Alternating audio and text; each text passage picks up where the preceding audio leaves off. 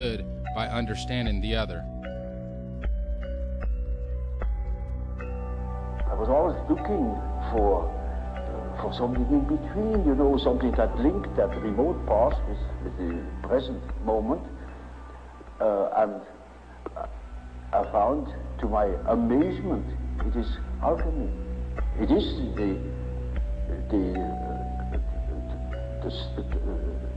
the basis of our modern way of conceiving things. And therefore, it is as if it were right under the threshold of consciousness. This is a wonderful picture of how the development of archetypes, that means the movement of archetypes, looks when you look upon them as if from above, maybe from today you look back into the past and you see how the present moment has evolved out of the past. And we can construct or even predict. Modern-day philosopher and author Terence McKenna also did a great deal to revive spiritual alchemy and its connection to consciousness and our divine nature, which he consistently reiterated in his many lectures.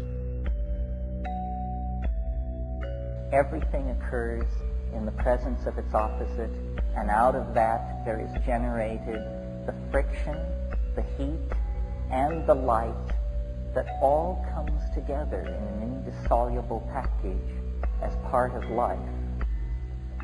So what I want to talk to you about tonight, and how it relates to unfolding the stone, is the notion of alchemy, of all things.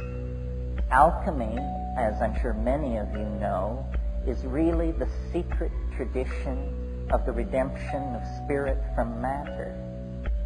But many of you may imagine that alchemy is simply a discredited pre-scientific obsession of unbalanced minds interested in changing base metals into gold, lead into the stuff of commerce.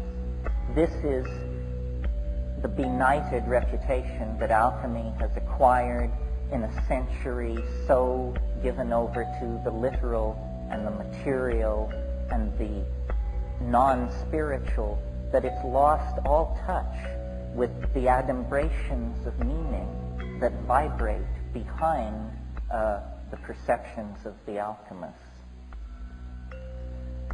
The central conception of alchemy is the conception of the philosopher's stone. What is it? It's the universal panacea at the end of time. It's the chocolate cake that your mother made once a week when you were a child, the panis supersubstantialis.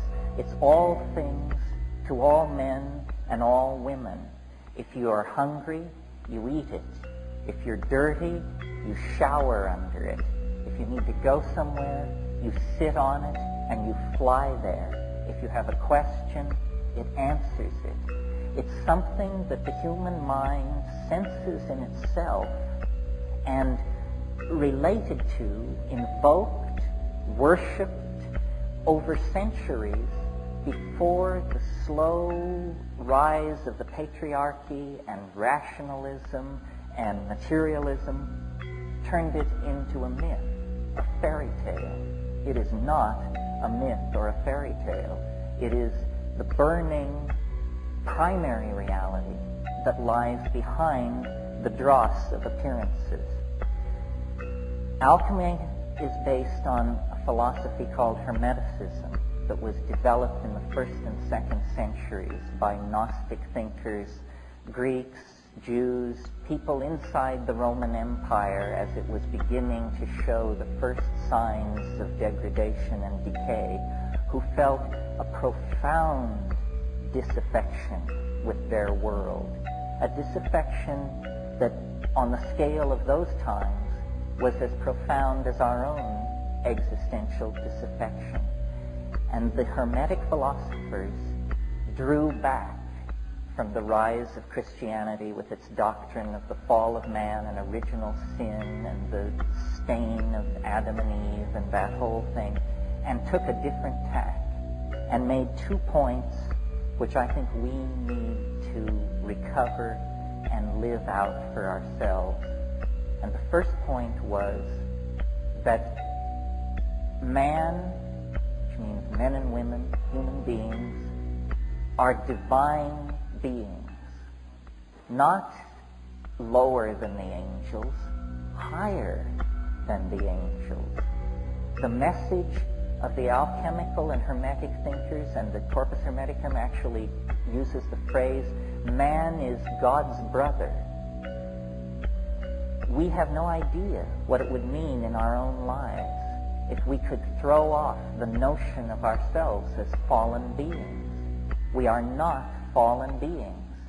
When you take into your life the gnosis of the light-filled vegetables, the psychedelic plants that have stabilized the sane societies of this world for millennia, the first message that comes to you is you are a divine being.